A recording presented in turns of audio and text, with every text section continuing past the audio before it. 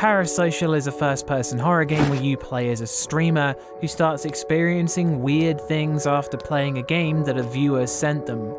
The game is available on Steam.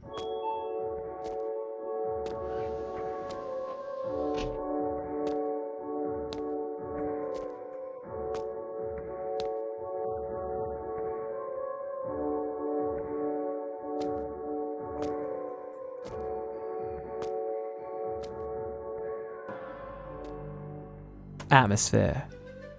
The main themes of the game are of course paranoia and distrust, but there's a lot of unnerving things before anything really happens as you play a third-person version of Akamanto, another chiller's art game for your stream, and this and the game the viewer sends in are very basic but still somehow disconcerting. After you play the game sent in, your character's face gets revealed unexpectedly and you start receiving threatening texts.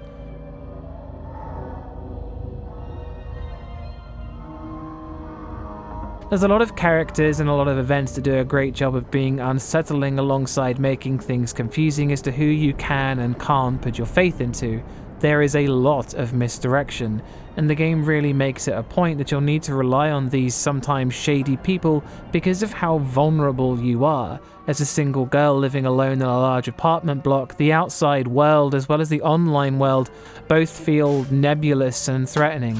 This is solidified by events like finding your balcony window open after you've had a bath to give the impression that someone snuck into your home whilst you bathed.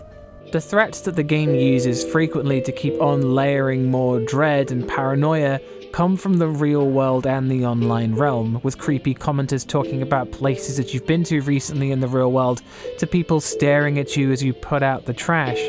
Even the people that are supposed to help you have something off about them.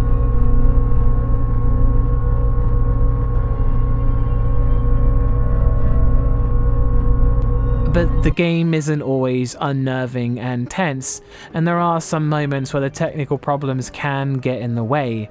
Characters sometimes walk through doors, sounds play randomly over other sounds, and some scenes, like the elevator, cause everyone in it to vibrate violently, which killed a few moments, though your mileage may vary.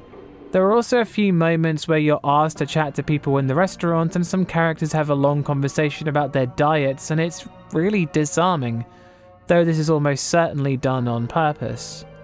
There are some moments where you're supposed to feel safe only to have that illusion shattered. Despite its problems, the atmosphere of paranoia holds up underneath really well. That's one Harry Mason.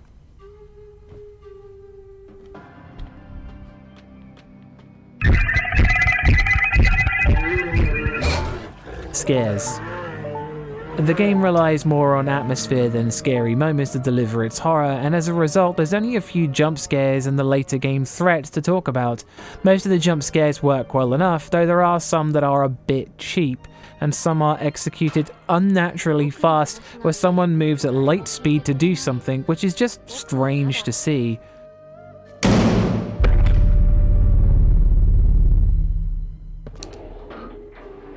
Besides this, there's a section where you have to hide from someone breaking into your home, and the intruder moves unfairly fast and can seemingly see through walls. The whole section didn't seem to function particularly well, and it wasn't explained very well either. It was just a chore to play through. There are some conceptually frightening moments where the online world and the real world collide near the end, and that's done really well. But the game overall struggled with its scares and technical problems alongside some very questionable stealth sections. It leaves it with a few moments that startle the player and not much else. That's still one Harry Mason.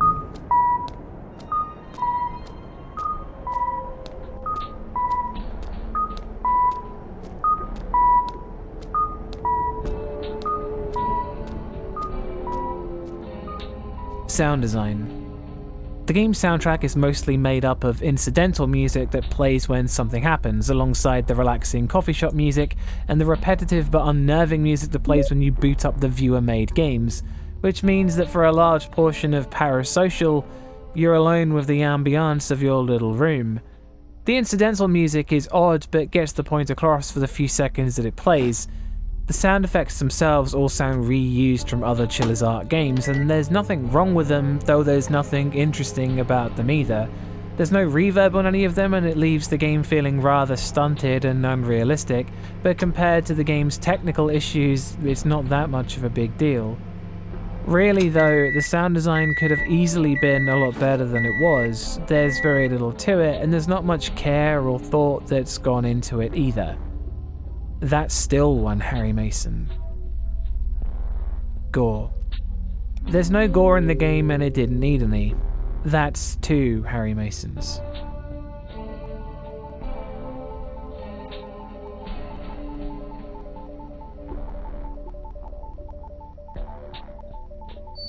Story. After a viewer sends in a game for protagonist and streamer Nina to play, her face is exposed online and suddenly her life is pulled into turmoil.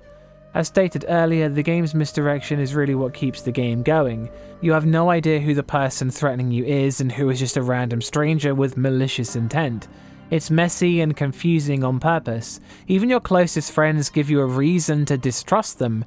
The story gets more confusing near the end with a dream sequence that's deliberately confusing, and many of your choices can converge and multiple people can come to your rescue depending on what you chose, but overall it does a pretty good job with providing enough opportunities to ask for help, though with branching paths it would have been interesting to see what would have happened if you didn't find anyone to help you in your time of need.